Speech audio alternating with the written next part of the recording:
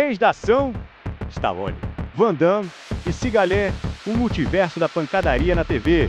Aberta, se você cresceu nos anos 80 e 90. Provavelmente existia uma regra não escrita dentro da sua casa quando aparecia um filme de ação na TV aberta.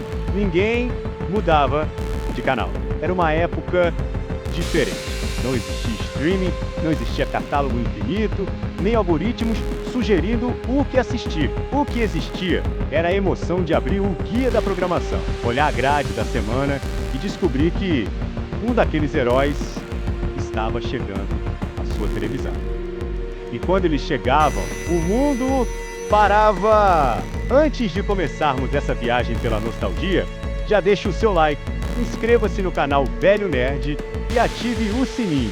Assim você ajuda o canal a continuar trazendo as melhores lembranças da nossa infância e adolescência. Hoje vamos voltar para uma época em que 3 homens dominavam a imaginação de milhões de brasileiros: Stallone, Van Damme, Seagal, os verdadeiros reis da ação, o multiverso da pancadaria da TV aberta. Cada um tinha seu estilo, cada um tinha seus fãs e cada um parecia invencível. Sylvester Stallone era o rei absoluto. Ele não era apenas um ator, era um símbolo.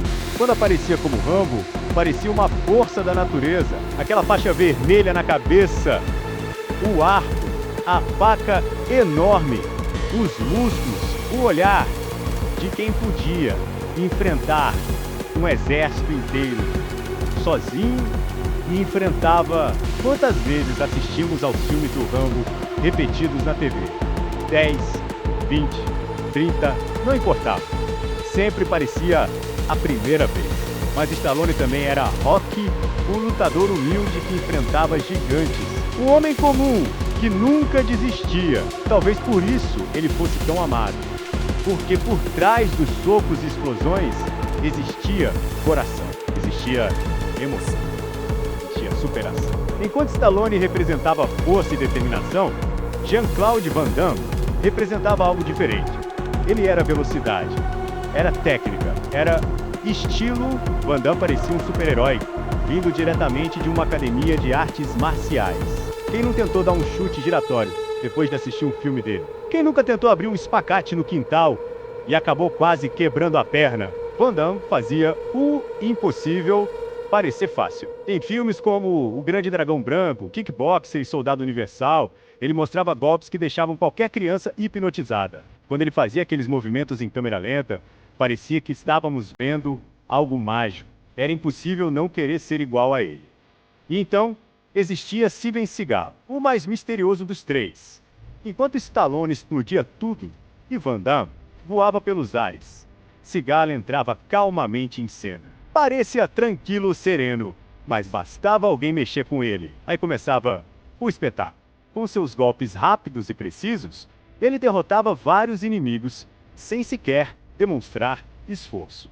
Era quase engraçado. Os vilões chegavam confiantes. Alguns segundos depois, estavam espalhados pelo chão. Seagal transformou o Aikido em algo fascinante para uma geração inteira. E muitos brasileiros conheceram essa arte marcial graças aos seus filmes. O mais incrível é que esses 3 astros conviviam na mesma época. Hoje falamos sobre universos compartilhados nos cinemas. Mas nós já tínhamos nosso próprio multiverso, o multiverso da ação.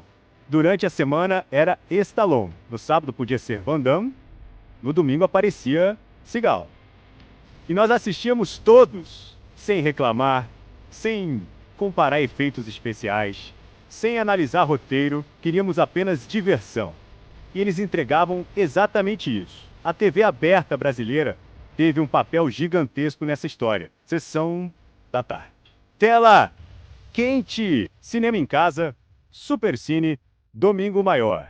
Esses programas transformaram esses atores em verdadeiras lendas nacionais. Muitas vezes os filmes já tinham saído do cinema há anos, mas era na televisão que eles ganhavam uma segunda vida ou até uma vida maior do que a original. Milhões de pessoas conheceram esses heróis graças às emissoras brasileiras. E havia ainda outro ingrediente especial: a dublagem. A dublagem brasileira, ela transformava tudo em algo ainda mais inesquecível. As vozes ficavam gravadas na memória, os bordões, as frases de efeito, as ameaças aos vilões, tudo parecia perfeito.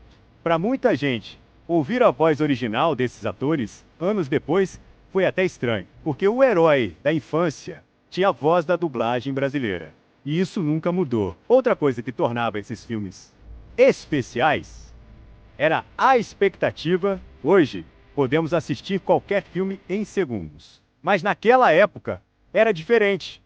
Você esperava a semana inteira. Às vezes, o comercial passava durante dias anunciando a estreia. E você contava as horas. Chegava o grande dia.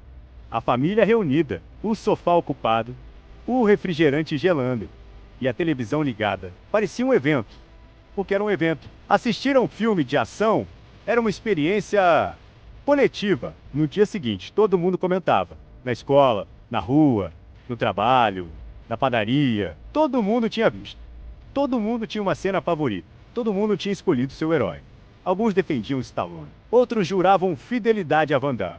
E havia aqueles que acreditavam que Seagal derrotaria qualquer um deles. As discussões eram intermináveis, mas divertidas, porque no fundo ninguém queria escolher apenas um. Nós gostávamos dos três. Eles representavam uma época em que os heróis eram maiores que a vida, uma época em que acreditávamos que coragem podia resolver qualquer problema, uma época em que a TV aberta criava memórias que carregamos até hoje. Talvez seja por isso que esses filmes continuam vivos.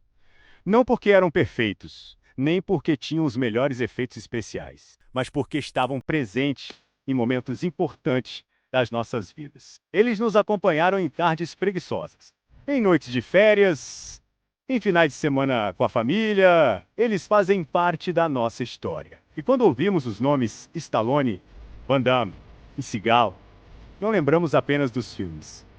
Lembramos de quem éramos. Lembramos dos amigos, das brincadeiras, das conversas, dos sonhos. Lembramos de uma época que talvez nunca volte, mas que continua viva dentro da nossa memória. E é exatamente por isso que eles continuam sendo os reis da ação. Não apenas nas telas, mas no coração de toda uma geração. Agora eu quero saber de você, qual era o seu favorito, Stallone? Van Damme ou Seagal? Conte sua lembrança aqui nos comentários. Vamos reviver juntos essa época incrível da TV aberta. E se este vídeo trouxe um sorriso ao seu rosto, ou fez você voltar no tempo por alguns minutos, deixe seu like, compartilhe com seus amigos nostálgicos e inscreva-se no canal Velho Nerd. Porque aqui, a nostalgia nunca envelhece. E as melhores lembranças dos anos 80 e 90 continuam vivas. Até o próximo vídeo, meus amigos. E que a força da nostalgia esteja sempre com vocês.